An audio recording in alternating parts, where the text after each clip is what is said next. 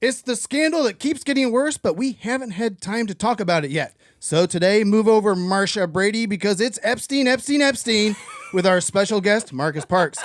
Plus, stories from around the country and our sweet bearded boy, Vice President J.D. Vance goes to Italy for the Winter Olympics, and it goes exactly how you would think. All that and more today on The Foreign Report.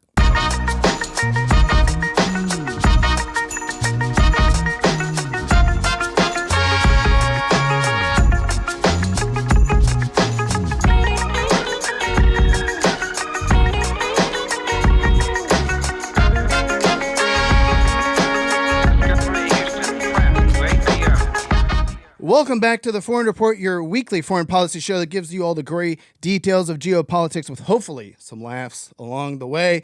I'm Travis Irvine, a Columbia Journalism School graduate, despite their best efforts to take away my degree. I'm filling in for our esteemed FPZ, a.k.a. Foreign Policy Zaddy, Seena Ghaznavi, who is taking care of some family issues back in his homeland. And I wrote that and I realized I did not mean Iran. No. I mean Pittsburgh. Yes. As sadly his father, his beloved Baba, passed away this past week after a brave but lengthy battle with a long-term illness. So please send him all your best thoughts, prayers, vibes, energy, whatever you got. We love Seena so much. Leave nice comments, even though we know he does not read them. He doesn't read them.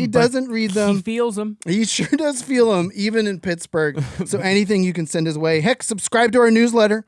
Go to foreignreportshow.com or send any kind messages to theforeignreportlpn@gmail.com. Obviously, we love and appreciate Seena so much. So any love and appreciation you can show him as well is much loved and appreciated. He's a pillar of this community, a pillar of this network. So please give Seena your support. I just, what a long year it's been. We were just talking. I was talking to our coworker, co-host Jackie Zabrowski in the hall. This last year has been such a long one, and that's why I'm so excited to have our guest. He is a co-CEO of Last Podcast Network, co-host of our flagship show, Last Podcast on the Left, and co-host of the soon-to-return music show here at LPN, No Dogs in Space, the one and only Marcus Parks. Everybody, Hey, Travis, a graduate of Texas Tech. Texas Tech. Yeah. Come on, what's the mascot there? The Red Raiders. Let's go, Red Raiders. Yeah. It's just Howard Dean painted red. It's a good mascot. It's really Yosemite Sam, but Howard good. Dean's close enough.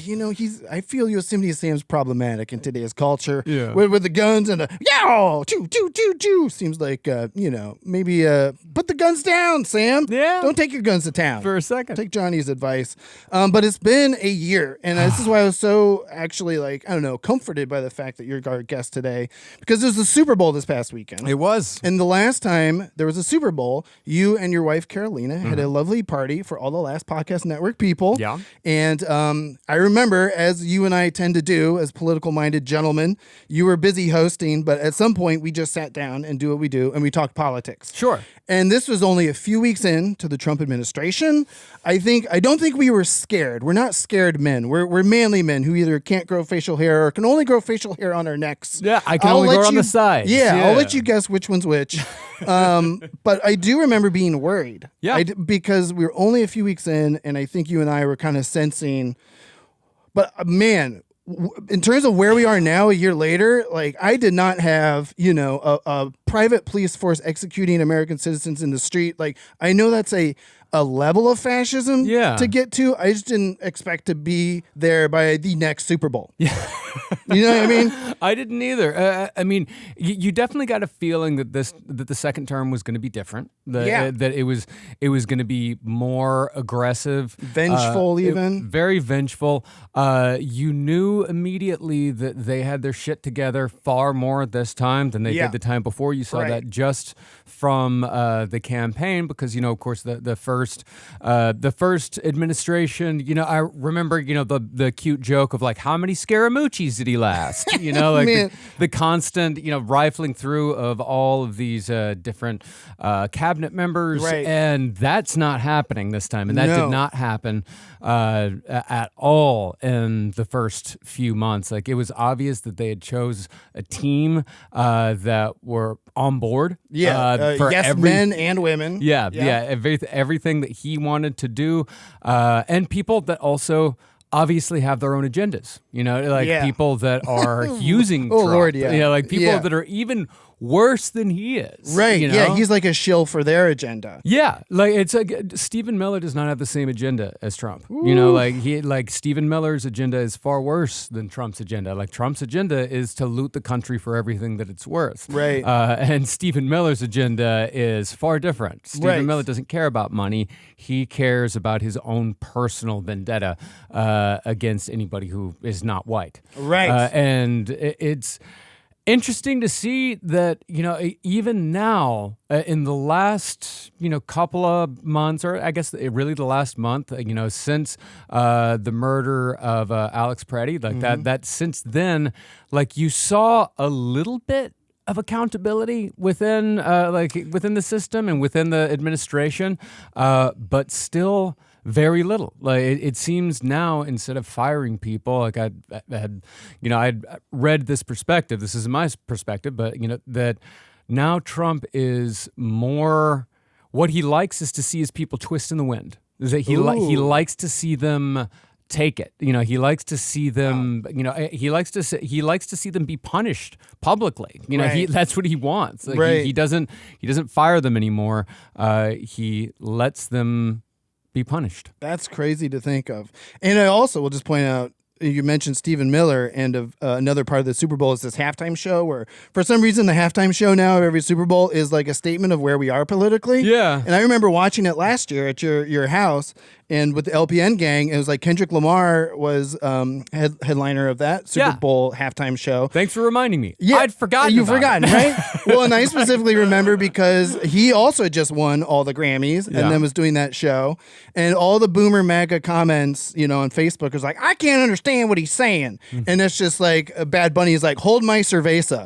Because he comes in and, man, people really went off this year. So and and the thing is, it was an awesome show. It's just a fun show. It was just a fun. I think Bad Bunny even said before the show, he's like, "You don't need to learn how to speak Spanish; just learn how to dance." Yeah, it's just a fun show. It's like, why would these people watch this? Like, I won't go to that party. It seems like a fun party. Right. Like, what's wrong with that? I don't understand. Have you seen any clips from the Kid Rock Turning Point show? It was a lot of lip syncing. It's pretty. I hear he lip synced "Ba with the Ba." Right, which is also not English. Yeah, everyone has also pointed that out. The internet has already established that. But it's like, you need to change. I can't understand what he's saying either. No, "Ba with the Ba," da bang boogie. Yeah, up jump the boogie. I don't know what that means. I don't even know what that means. So these folks just need to watch some old Pat Boone videos or something. That's a deep cut for all the millennials out there and boomers who listen to our show. Yeah. So, well, let's jump into the meat and potatoes of today, because another reason I'm excited to have you back is at some point you were on here in the months past, and we did have time to talk about Jeffrey Epstein, not the person, but the criminality of. And I remember you saying something that blew my mind, because it was you talking. You said, Jeffrey Epstein, this is the conspiracy of our lifetime. Yeah. And you're a man who delves in so many conspiracies. So for you to say that and for me to hear that sticks with me. And we haven't really been able to talk about it since last time you were on the show. And so much stuff has happened. It's too much. I mean, it has broken my brain. Like, trying to get in to what all of this means and trying to line all of it up into something that makes sense.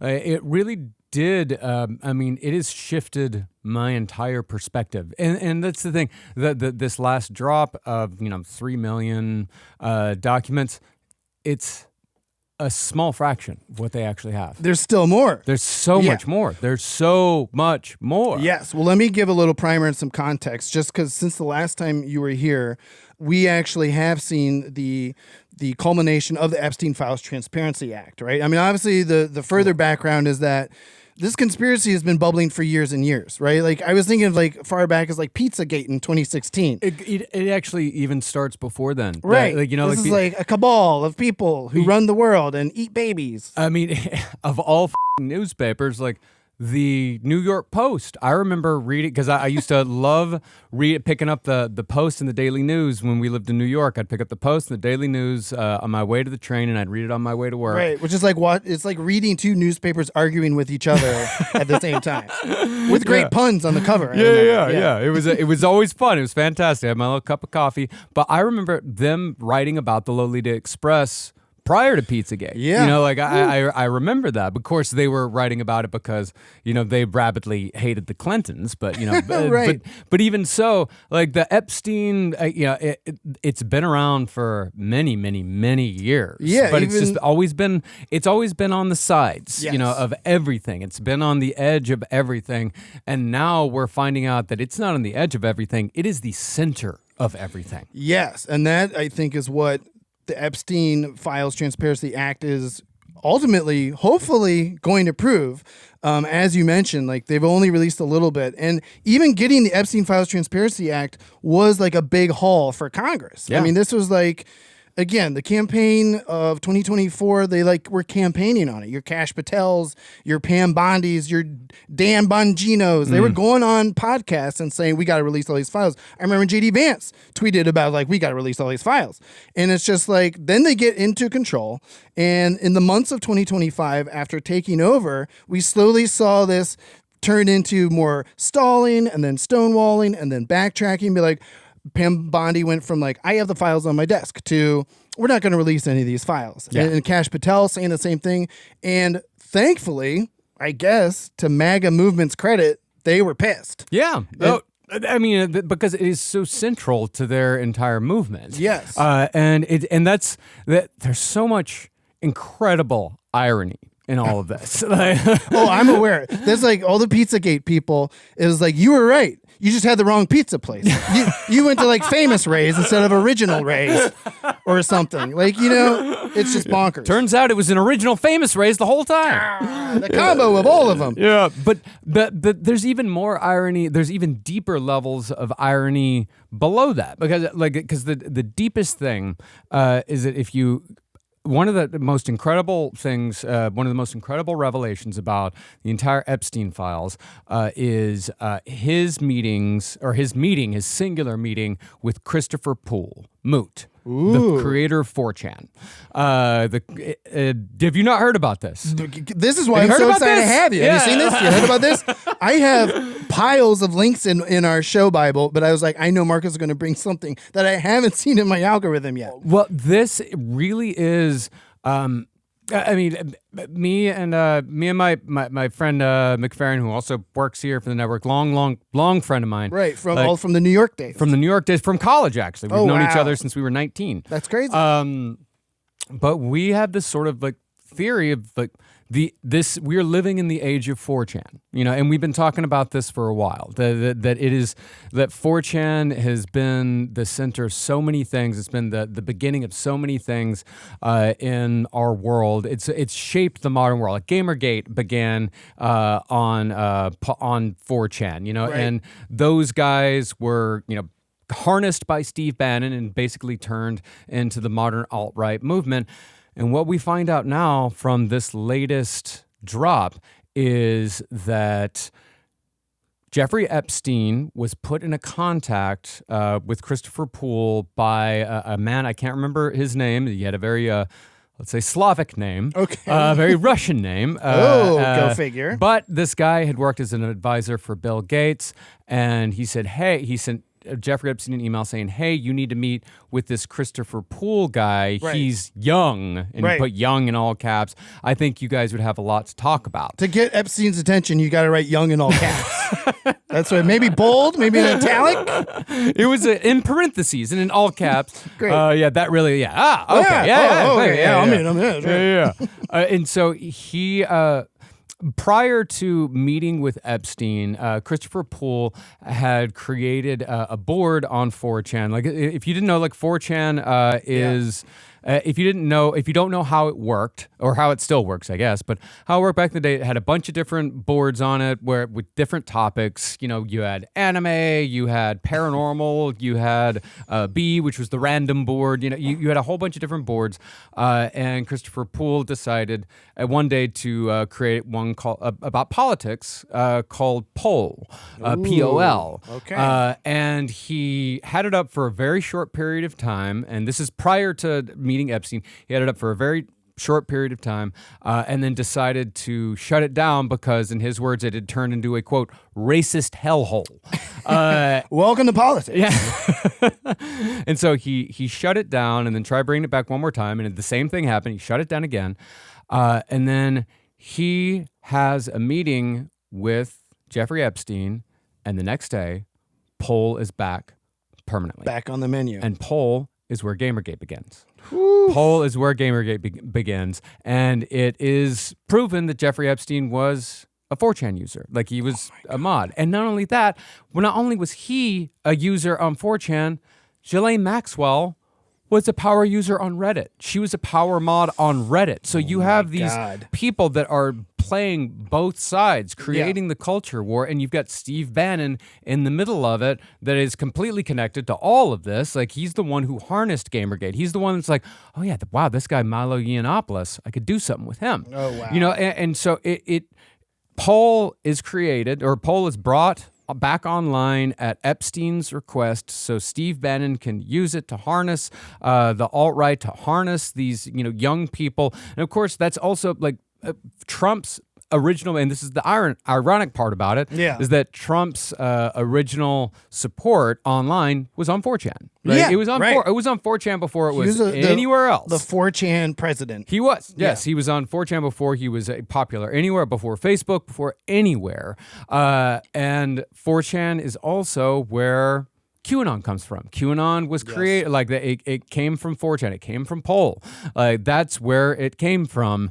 And what's incredible about all of this is that, QAnon was quite possibly a Jeffrey Epstein creation. It was So he created the thing that he already was involved in. As well, but that's the thing. From the conspiracy side, though. From the conspiracy side, Jeffrey Epstein created it in order to basically put the blame somewhere else, to make it sound insane, to make it sound crazy. It does sound insane and crazy. It does. It is. It is insane and it is crazy. But he quite possibly created it. At the very least, we see from the emails that he used a lot of the same language that was used in the so-called Pizzagate emails, and he used the same language that was in QAnon. Like, it was funny. Like, it was co-opted, and it all comes. But the amazing thing about it is that he created this whole thing that really brought Trump to the fore. Like, it's part of the reason why a lot of Trump supporters are so rabid, is because they believed that they were fighting a war against evil. They had put themselves into a story. They had written a story for themselves in which they were the heroes. Right, and Trump was like their leader. He was going to smash this global cabal. The storm. Right. Like, he was the storm was supposed to come, and he was going to be the one that was going to lead the charge against all of these global pedophiles. And, these people got so whipped up that he couldn't turn it off. Like, that was a part of the Trump machine. He could never turn that off. He could never. And so those people created by Epstein were the ones who led to the exposure of Epstein. Wow. And the exposure of course, after he's, I don't think he's dead. Oh my God. I think Jeffrey Epstein is still alive. We can get into that. Yeah. For sure. I feel it in my gut. Yeah. That this is still alive, that he did not die. Well, he did not. Like, me and Carolina were joking about this yesterday, is that, Epstein didn't kill himself. Turns out it is true, just not in the way we thought. Right. He's just still in charge somewhere. It's not that he was murdered. It's that he was secreted away. Oh my God. They switched I know I sound, and that's the incredible thing about it, is that I know I sound crazy At some point, right. I know I sound crazy. I know it sounds insane. I know it sounds crazy. It also makes me so angry at the same time, because we are talking about this and we're getting into this when at the same time Fascism is still marching through the streets of America. Still happening. Minneapolis is still under siege. Yep. To this day. Like, things are still going on. They are still happening. It is not over by any stretch of the imagination. Yes, we're talking about Epstein right now, but we cannot forget about ICE. We cannot forget about the ongoing march of fascism in this country that is not stopping. It is not slowing down. Right. They are, yes, they are. There is a little bit, the tiniest bit of fake accountability. They are throwing a couple of people to the wolves, but they're still moving forward. They are absolutely moving forward, and this is against the wishes of the majority of Americans. The majority of Americans are saying, no, we do not want this, and they're doing it anyway. Right. Well, and you mentioned Steve Bannon. It almost makes me think of the whole flooding the zone. Like, oh, ICE is in the news. Let's crank up this Epstein drop, splash some Epstein files on it, and then make the ICE go away. It's almost... I mean, like you mentioned, Steve Bannon was fascinated with Epstein. Yeah. Like, I mean, from this last trove of documents from this third drop, I mean, they have texts between each other. I mean, Bannon was like making a documentary, supposedly, of Epstein. But like even then, it could have just been a way to just get Epstein on the record for a bunch of things, too. Could be. So, well, let's dive into some of these other things. You blew my mind a little bit, sir. I was going to go through a couple files, and then you're like, Epstein's still alive. I'm just like, but also, it's so funny to also think about 2016 Alex Jones, be like, global pedophiles, they gotta destroy them all. They're gonna take over the universe. And then it's like now Alex Jones is like, I don't have any documents actually. Have you tried Dramamine? It's actually really fun to just be asleep all the time. Let the globalists do what they want. They're pretty cool. I feel so bad for him. Like, I really do, because he was right. As bad as you can. He was right. Take the V. Take the W. Yeah, he was totally right the whole time, is that we are... It was a global cabal. There is a global cabal. Like, there is a global cabal to the point where, like, Ro Khanna today, like, Representative Ro Khanna, I don't know if you're following him. Oh, I'm following. I got some clips if we want to get to him. I'm loving what Ro Khanna is doing Thomas right Massey now. as well. Thomas Massey's also doing great. For anyone, if we didn't cover it previously, these are the bipartisan sponsors in Congress of the Epstein Files Transparency Act. Yeah. And they had to do it because, again, like we were talking about, there's so much stonewalling from the Trump administration. I remember Trump even told Marjorie Taylor Greene, well, we can't release the files because a lot of my friends will get hurt. Yeah. And now she has since left Congress, but they had to do a discharge petition, which is like a cool old-timey democracy thing where if enough members of Congress sign off on a petition to force a vote, because House Speaker Mike Johnson was following orders from the White House. He's like, we're not releasing the Epstein files. And so the discharge petition that Ro Khanna, Democrat from California, and Thomas Massey, Republican from Kentucky, they got 218 people to sign it. The government shut down, kind of slowed it down a little bit more. But by November 19th, the Epstein Files Transparency Act was signed, and then there was more stonewalling and stalling and backtracking until really, I mean, this last dump that everyone's talking about, that you said the 3.5 million files, 2,000 videos, 180,000 images, and that's not even all of it. There is an estimated 6,000 hours of video. Oh, 6,000 hours. And it's probably, I'm going to guess, not like Disney cartoons or anything. It's probably heinous shit. I think I saw a clip of Thomas Massey. He was at a dinner with Pam Bondi, and he said that he got like one question to her, and he was like, so when are we going to see the rest of the files? And she was like, it's all child porn. Nobody wants to see that. And that's when he realized, and I think you're about to get to it as well, Ro Khanna, like, we still have to go after some of this unredacted stuff. Well, I mean, Ro Khanna, they have discovered who sent the "I loved the torture" video email. Or who received the "I loved the torture" video email. Oh my God! Yeah, it's a sultan. It's from the United Arab Emirates. His name is Ahmed bin Sulaim. Oh my God! Yeah, Ro Khanna today went and read 6 names. I saw that clip. He read six names on who is what he found in just 2 hours of looking through the unredacted files. And Massey was there with him. Like they both got to see. I remember seeing this clip as well. Yeah, Thomas Massey, Ro Khanna basically got out of this meeting, and they said what you were saying. There are 6 men Some of them with their photographs that have been redacted, and there's no explanation as to why. The law was very strict about what could be redacted and what could not. Yes. I mean, child pornography, obviously, don't release it. Names of victims and pictures, identifying features of the victims were not supposed to be redacted. But then the thing, and even Thomas Massey said, the thing that I think the Trump administration is going to hide a bunch of under is this realm of active investigations. Yes. And that means literally Trump could tell a DA in New York or a federal attorney in anywhere to say, well, open an investigation into this guy, this guy, this guy, and then we don't need to release their names. Yep. And so that was kind of the thing. So let's roll this clip from Thomas Massey and Ro Khanna, the bipartisan congressional sponsors of the Epstein Files Transparency Act, and see what they were talking about when they saw unredacted names. The names of at least 6 men that have been redacted that are likely incriminated by their inclusion in these files. So that's the first thing that I saw. It took some digging to find them. Then I'll let you talk about what you saw. Well, and we discussed that. I mean, there are 6 men, some of them with their photographs that have been redacted, and there's no explanation why those people were redacted. And Thomas discovered it through his MIT logic with some of the searches. But, that's really concerning. Okay.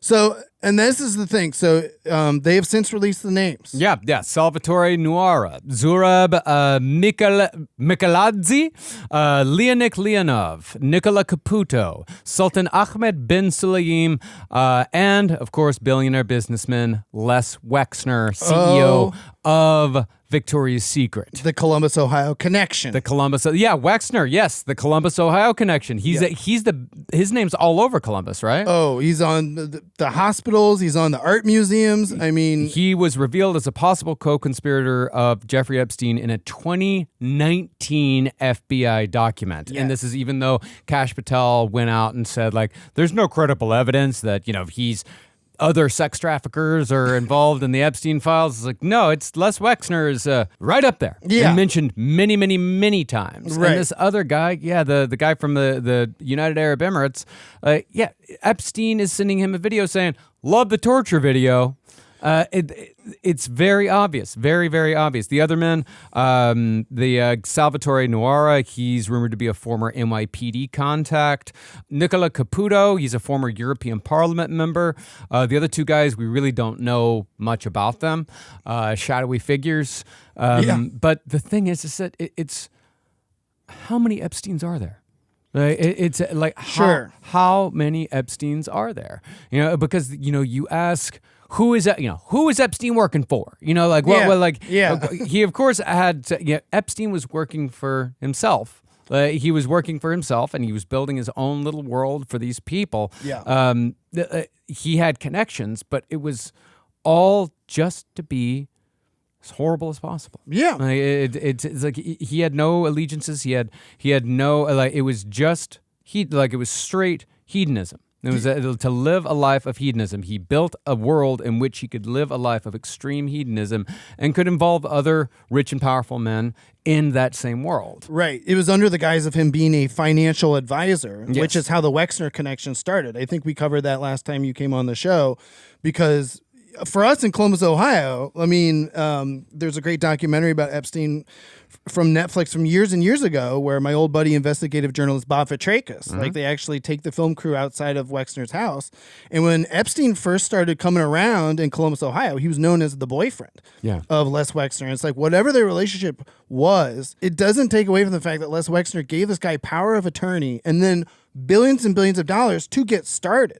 So anything that came after in the late 90s or early 2000s, it all started with Les Wexner funding Jeffrey Epstein in the late 80s and giving him that access. There's so many other damning things that I mean, just kind of blew my mind. I followed the recount, Drop Site News, Gray Zone, the Gray Zone. They do a lot of great coverage of all these things. I mean, Epstein had Israel connections. He had Russia connections. I mean, we've said on the show, I think Seena and I compared him to, he's like an international man of mystery, but without all the fun British phrases and the teeth and the comedy. But some of this is so disturbing. I apologize if this is a trigger warning, for anyone, but like some of the girls were abused so bad. Some person in one of these FBI files alleges that there are 3 girls buried on Trump's golf course because they died during these intense sex parties. Yeah, and there is talk of people being just straight up murdered. Yeah. Roger Stone shows up. Of course. Robin Leach. Yeah. The rich styles of the rich and famous. Yeah, the Robin Leach strangled a woman to death. Yeah, and then they had to bury the body. This is beyond. I mean, talk about criminality and the justice system. I mean, these guys are on a whole. I mean, it's literally like Alex Jones was saying. They're not accountable to anybody. None. Nobody whatsoever. And it goes even deeper when you look at the suffering that these people cause on an even larger scale, because these emails show that Jeffrey Epstein's model of financial advice is world collapse. Right. Like, he is pushing for collapse in every way. He's pushing for collapse. He is trying to move pieces of the world around to cause societal collapse. Yeah. So his clients can come in and scoop it all up. Right. Because that's what's happened again. Like on last podcast right now, we're covering the DuPont family. Yeah. And the DuPonts, that's what they did again and again and again. That's what these rich people do. They're so rich and so powerful that these huge, the Great Depression, barely bounced off of the DuPonts. They just scooped up, even though they were one of the causes of it through stock market manipulation. Yeah. They just come in and they scoop it up. And Jeffrey Epstein is just another person, but he got his hands dirty in it, and he's doing it in such a way, the amount of psychic damage that this man has caused just from the 4chan. From 4chan and QAnon and Pizzagate alone, the amount of psychic damage that he inflicted upon the world is incalculable. Right. It is incredible. That was his big plan. Yeah. That's not even counting what he got up to on the weekends. Yes. And who knows how many hundreds, but now it seems like probably thousands of lives that he damaged forever. Yeah. I mean, I want to get to another person who's in the files, because this is where it starts to, and obviously the midterms are coming up, and you're like, are the Epstein files going to influence anybody's vote in November? Will we even have an election in November? I'll save that for the B block. But Howard Lutnick, basically, I think he went on Rogan's podcast. Again, billionaires going on podcasts. Yeah. I'm proud to work for a network where I can say we haven't had a single billionaire on any of our podcasts. We have not. Maybe Page 7, but I would actually say, unlike the Joe Rogan Experience, Last Podcast Network has not had 6 people named in the Epstein files as guests on our podcast. That's a good move. Yeah. So Howard Lutnick goes out there and he does this whole thing. It was like, oh, I cut ties with him in 2000, whatever. And then now, thanks to the files, this is Thomas Massey again going on CNN. By the way, Thomas Massey posted this on his social media saying, I couldn't go on Fox News to say this because they won't let me talk about Epstein on Fox News. Yeah. So he goes on CNN and talks about Lutnick's names popping up in these files as well. And I believe he calls for him to resign. Howard Lutnick clearly went to the island, if we believe what's in these files. He was in business with Jeffrey Epstein. He should just resign. I mean, there are 3 people in Great Britain that have resigned in politics. The ambassador from Great Britain to the United States. The prince lost his title for less than what we've seen Howard Lutnick lie about. Look, Howard Lutnick clearly went to the island. So that's the thing. So Lutnick, and this is where, and I didn't grab any Bill Maher clips, but I do have Bill Maher clips in my algorithm. Mm-hmm. And he actually had Marjorie Taylor Greene on the show. He's like, when you're lying about it, sometimes the cover-up is worse than the crime. And I don't mean that literally. I mean that when you are covering something up, that means you committed a crime. Yeah. So Howard Lutnick goes out there and says, well, I didn't know Epstein. I cut ties with him. And then it's like, no, these emails and files show that you were in business with the guy. Yeah. And so now at least we have at least one Republican congressman saying, you know what, you need to at least resign. Hey, another not go to prison. This morning, another GOP senator. Her name is Cynthia Loomis, out of Wyoming. Out of Wyoming. I'm familiar. This is such an incredible quote. Listen to this. She said, "Well, initially, my reaction to all this was, I don't care. I don't know what the big deal is. but now I see what the big deal is. Like because she got to see the unredacted files. Yes. She said, now I see what the big deal is, and it was worth investigating. And the members of Congress, she says, that have been pushing this were not wrong. Wow. Yes. Okay. So that's really my only reaction. That's what she said after seeing the unredacted files. That's the thing. As you get more transparency, as you were supposed to from the Epstein Files Transparency Act, this is what's going to happen. And that does give me a glint of hope. Again, just looking forward to November, thinking about the midterms. I mean, I told Seena, and even Ed Larson came on our show, and he's like, I don't think it's going to matter. And I'm like, Ed, come on. He's like, Larson. That's my Ed impression. But it's just, it's a drip, drip, drip until I think we're seeing it now, it's a full-on fire hose. Yeah. And it's aimed at the American people. And, I mean, I'm even seeing, like, again, talk about our algorithms. I'm getting clips from, like, C-SPAN call-in shows where it's like, I'm a Republican, and I regret my vote, and I'm so sorry to all of these victims, and I'm so sorry.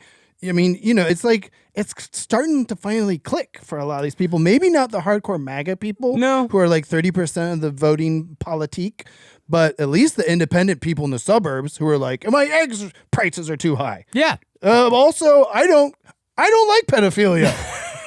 Guess what? Egg prices still really high. I know. It was because of a bird flu. Yeah. And no one. I was like the only one screaming about like all the dead chickens in Ohio, and it's like no one cares. Yeah. But it is. Yeah. It is going to make a difference. I think that it is definitely going to make this plus what happened in Minneapolis, like these two things together. All of it together, right? Yeah. Yes. It really, all of it together is going to make a massive difference. And it's because it really is. These are the only two things that have made the Trump administration back down. Like they have backed down on absolutely nothing. Well, that and the video, which I think we're going to talk about later. But that's the thing. But it's still they are starting to back down a little bit. But it really does depend. We're going to see within the next 6 months or so, 5 to 6 months, exactly what's going to happen. Like, how far are they willing to go? That's really what you're going to have to ask. What we're going to see is how far are they willing to go to keep this under wraps, right? And to keep this and to keep power, because that is going to be the big. That's going to be the big thing. What are they? What links are they going to go to hold on to power? And what links are the rest of us going to have to go to take it away from them? Right, and keep talking about it. This is actually a perfect intro into the last clip I want to show here for this block, because it does depend on what Trump goes out there and says as well. Mm-hmm. And he's really going after Thomas Massie. They actually have like a primary opponent to run against Thomas Massie. I mean, Trump cannot stop posting on Truth Social about Thomas Massie. Yeah. Because Thomas Massie's hitting him where it hurts. It reminds me of a couple weeks ago, we never got to show this clip, but the auto worker who yelled at Trump and called him a pedophile protector. And you saw the visceral reaction in Trump's face, flicking the guy off and like, F you, just mouthing F you to this auto worker who's frankly a hero of mine, raised a bunch of money and also didn't lose his union job. Nope. But I want to play this clip of Trump literally being asked about the latest drop of the Epstein files by a CNN reporter in the Oval Office. Elon Musk was also in there, and so was Commerce Secretary Howard Lutnick and correspondence that he had with him. Did you read those new files that were published by the Department of Justice? I didn't. I have a lot of things I'm doing. He's doing a lot of things. And I don't know. You mentioned two names. I'm sure they're fine. Otherwise, it would have been major headlines. A lot of women It is major headlines. Yeah. Are unhappy with those redactions that came out. Some of them, entire witness interviews are totally blacked out. Do you think that they should be more transparent? The fact that they thought they released too much. I heard that, and you tell me something else. I heard it from Howard Lutnick. I think it's really time for the country to get onto something else. Now that nothing came out about me, other than it was a conspiracy against me, literally by Epstein and other people. But I think it's time now for the country to maybe get onto something else. What would you say to people who feel like they haven't gotten justice, Mr. President? Something that people care about. Yeah, what did you say? Go ahead. What would you say to the survivors? You are the worst reporter. No wonder CNN has no ratings because of people like you. She's a young woman. I don't think I've ever seen you smile. I've known you for 10 years. I don't think I've ever seen a smile Well, on I'm your asking you face. about You know survivors. why? You know why you're not smiling? Because you know you're not telling the truth, and you're a very dishonest organization, and they should be ashamed of you. Okay, go ahead. Survivors of a sexual Wow, addiction. there it is. Jesus That's his Christ. reaction. That's his reaction. Smile more. Yeah, smile more. Yeah, I wonder if that's his reaction because Representative Jamie Raskin out of Maryland said just today that when he searched the unredacted Epstein files, Trump's name comes up more than 1 million times. Whoa. And so that's crazy because that was somebody had an ad on a wall in San Francisco during the Super Bowl that Trump's name popped up 38,000 times in the unredacted. So once you take away the redactions. Once you take away the redactions, his name appears more than 1 million times. Well, I don't know. Nothing really came out about me. And you're a young woman, not as young as I would like. But why are women not smiling anymore around me? I used to be smiling. That's insane. I mean, that's what this 1 representative... million times. No, that's Jamie what this Raskin's good people. Yeah, no, Yeah. but that's he said that he searched and it came up more than 1 million times in Ain't going away, man. in his search. No, it's not. It is absolutely not going away. No, it All is right. not. It can't go away. It can't. It can't. I mean, good grief. And I know everybody's asking, is like, why aren't there more arrests? Why aren't we don't live in a movie. Like it's not like the type of thing where the jump drive gets sent to the New York Times, and and then there's a big montage of a bunch of rich people like getting arrested in their bathrobe. Walked. Right. That doesn't really happen. It's gonna take a while, and I don't think that anybody is going to see any justice as long as this Justice Department specifically is in power. You're right.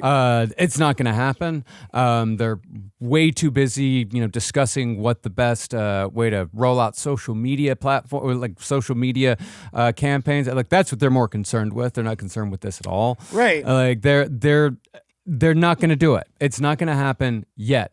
But it will happen. Yes. Like, and the only way it won't happen is if we go full dictatorship, if we go full fascist dictatorship, and that ain't happening in the United States. It is not happening here. It is not happening because I saw the most heartening video. I loved it so much that Carolina, my wife, co-host on No Dogs also. Absolutely. She calls my justice porn is white men indignantly fighting against fascism. Like white men getting angry about fascism. Yeah. Like, anytime she finds it, she shows it to me because she knows it makes me feel good. It was a guy in Minneapolis in a big truck driving through an ice barricade, getting out of his truck, real pissed off, and going, "Here's the gas masks. Here's your shields. Take it." And just giving it to people. He's sick of it. He's tired of it. Yes. And it's just at that level. If we start going any further, people are starting to notice. Yes. They're starting to see. They're starting to see that all the promises that they had are not coming through. And there's a lot of people in this country that really are just in it to make other people hurt. They are in it just to make sure that the people that they don't like are getting hurt, and that's enough for them. They're willing to spend the rest of their lives in a subpar hell just to make sure that the people they don't like get hurt. But there's a hell of a lot more Americans that do not give a about that. There's a hell of a lot more Americans who want their lives to be better. Yeah. And they're seeing that this administration not only is making their lives worse, they are doing everything they can to make the entire world worse. And they are not gonna put up with it forever. They're just not. Marcus Parks preaching. Thanks for giving us some hope at the end of that long Epstein update. I appreciate it so much. Of course. We will come back with a few more cracks in Trump's gold ceiling. Again, if your conservative uncle isn't convinced yet that this guy ain't what he said he was going to be, we got a few more things we want to get to from around the country. So stick around here in the Foreign Report. We'll be right back with Marcus Parks.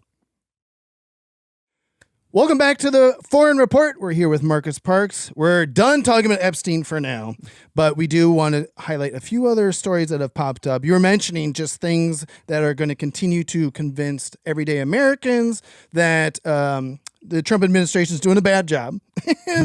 So I'm going to highlight a few more things. Again, I mentioned a guy who had called into a C-SPAN show and he was apologizing. And apparently the thing that broke him was a post that Trump made of the Obamas being cartoon gorillas. This is like, well, I mean, I don't want to pun not intended, but cartoonishly evil. Well, I mean, it just shows how full-on racist grandpa he's gone. Because this is the sort of video that your racist grandpa, your racist uncle, Right. That this is the type of video that they share. Yeah, and it was part of a larger like Lion King themed video, but even then it's going around in conservative circles. This is what, per your note about Trump being like old racist grandpa, this is what old racist boomers do. They just repost things that they see and they don't really think about it. It's like, made me chuckle.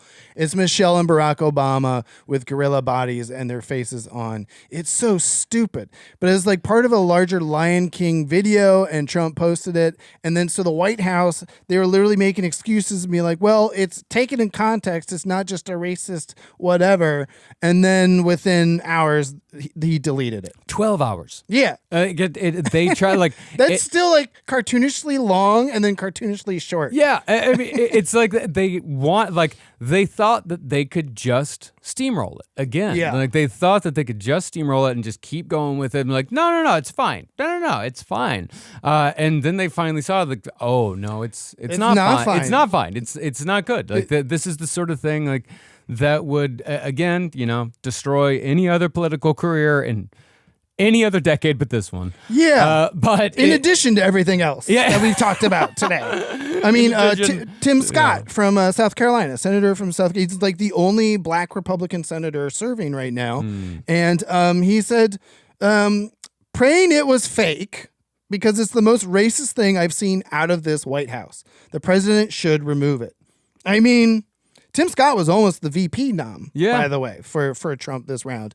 Could you imagine him having to exist every day with that racist in the White House? I mean, if this was the thing that was too far for you, I mean, just imagine hanging out with the guy every day on the golf course. I mean, no, ICE, that's fine. Yeah, put, tear families apart, put kids into, cages. Let's say, let's arrest people and, have the people that are in charge of it that they have to take care of. Let's have them die alone. Let's shoot American citizens. But, oh no, the racist video's too far for you, huh? That's your line? That's your line. That's your line. That's the guy who called in C-SPAN. It was like, that was his line. I was like, you know what?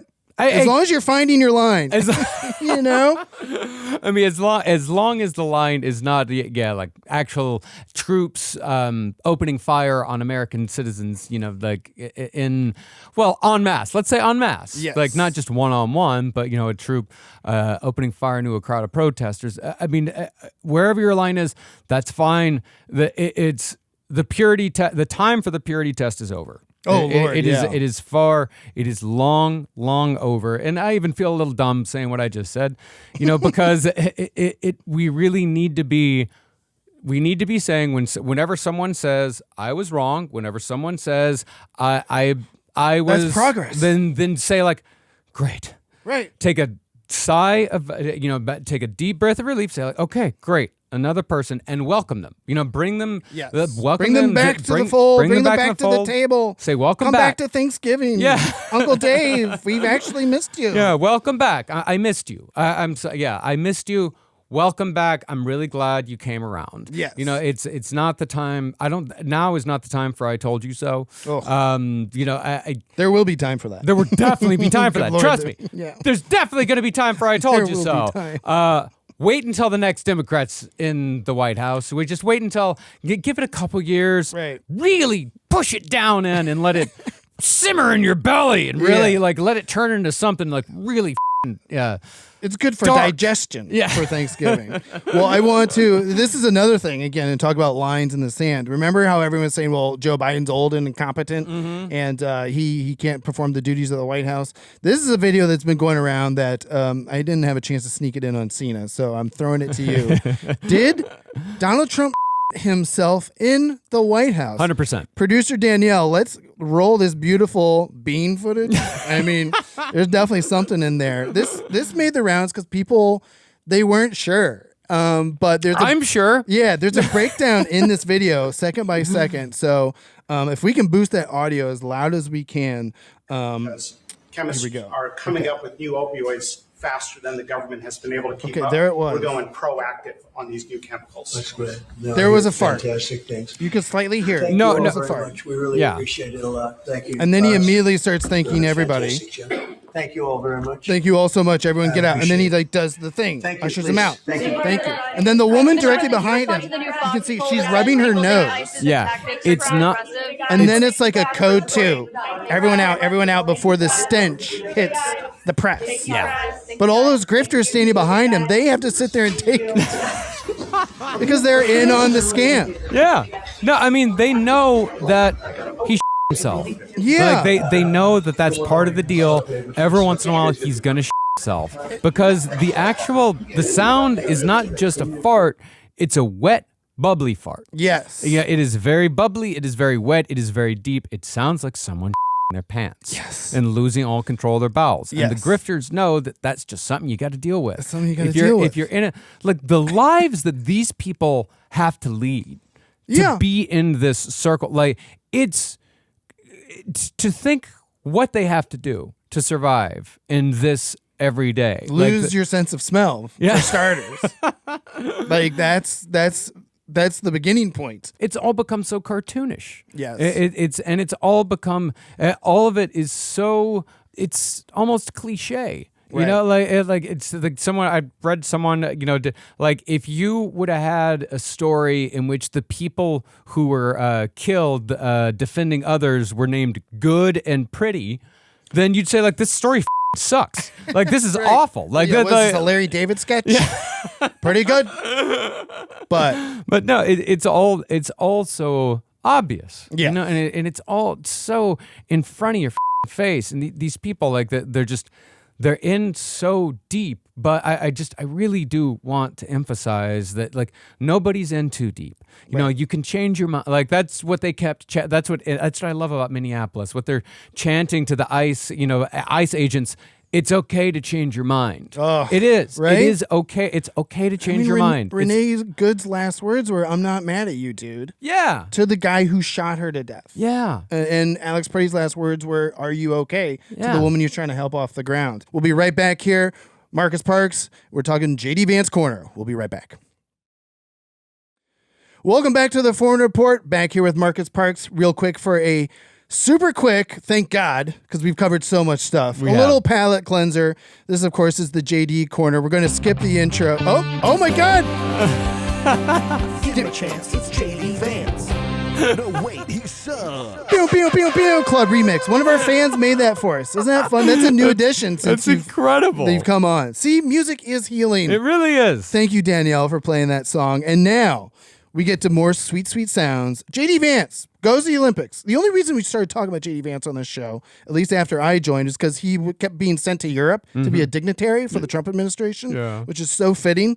But now they sent him, they're like, well, we might as well keep sending him places to get him the hell out of the White House, escape the smell of the dookie. Yeah. And so he goes to Italy as the representative of the American delegation.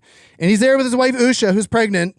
And they're waving American flags, and then the camera cuts to him on the Megatron, and the crowd reacts exactly how they should. Yeah. Let's check out this beautiful bean footage.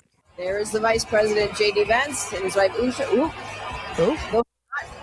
Oh, Those are a lot of boos. a lot of booze. Thank you, Europe, for responding to that man accordingly. Yeah. I mean, and then there was controversy that NBC had maybe edited out the booze for the American broadcast. But all of this goes to say, and I asked this question of all of our esteemed guests, John Fugelsang, good liars, anybody who comes on, and I think I always, the answer changes every few months, so I ask it again of you, if I've already asked it of you in the past. Does JD Vance have the juice to keep the MAGA movement going in 2028? Or is this man going to get blamed hard for everything? Fall guy. Woo! No, we all know who's coming up next. Yeah. Rubio. Oh, wow. It's Rubio. And Rubio doesn't have that same hate because everyone hates JD Vance. No. Everyone hates JD Vance. Yeah. No. But Rubio's kind of lurking in the corners. It's gonna be Rubio. Like Wow. I guarantee. And actually, I'm gonna go ahead and give you this is my prediction right now. Parks prediction. Parks prediction. It's gonna be Rubio versus Kelly. Wow. Oh my God. Here we go. You heard it here first. That's what I think. That's what I think. But I think it is. a 90, not right now, 90%, I would say. I with the Democrats, you don't know. Like, I don't think Newsom's going to make it. Like, I really don't think he's too controversial within the Democrat Party. Yeah. If you can't win the nomination, you don't go to the general. No, Kelly's going to, I think Kelly is the most likely candidate. You're talking Mark Kelly, senator from Arizona. Yeah, Mark Kelly. Astronaut. Yeah, exactly. Yeah. Like, I think he's going to be who the Democrats put up. But I think the Republicans are going to put up Rubio because after Trump either dies in office or starts sundowning in the next couple of years, next couple of weeks, I think that the Republicans are going to want to quote unquote return to normalcy. Yeah. And they're going to do the same thing that they did after George W. Bush, where they're going to pretend like all that didn't happen. Yep. And just going to come right back to it. Like every person that I argued with from 2001 until 2006 about George W. Bush, by 2010, they all pretended like that never happened. They all pretended like they never supported the Iraq War. Ooh. They pretended like they didn't love the Patriot Act. They pretended like Hurricane Katrina never happened. Yeah. And they're going to try to do the same with Trump. Right. And J.D. Vance has way too much Trump stink on him. And even though Mark Rubio is in a far more powerful position and a far more consequential position in this administration, he's going to be able to pivot out of the Trump stink. I think it's an appropriate term considering the man himself. You know, the stink cloud, the cloud is covering the whole thing. So yeah, he's going to be able to get, but JD Vance is going to have those poo-poo flecks on him until the day he dies, and deservedly so. Yes, good. Yeah. That means he goes nowhere. And that's a Park prediction that we can take to the bank. Thank you, Marcus, for coming on. Marcus Thanks for Parks, having me. Check him out. No Dogs in Space coming up. Return. Last podcast on the left, of course. It's always great to see you. Thanks for giving us some hope. And yes, shake the stink of the Trump dookies. Please tell your conservative uncle. Check us out here at the Foreign Report. Of course, foreignreportshow.com. Check us out on YouTube, on Spotify, wherever you listen to your podcast. All love and appreciation to Seena Ghaznavi and all the Ghaznavis. We miss you. We love you. Thank you all for joining. We'll see you next time.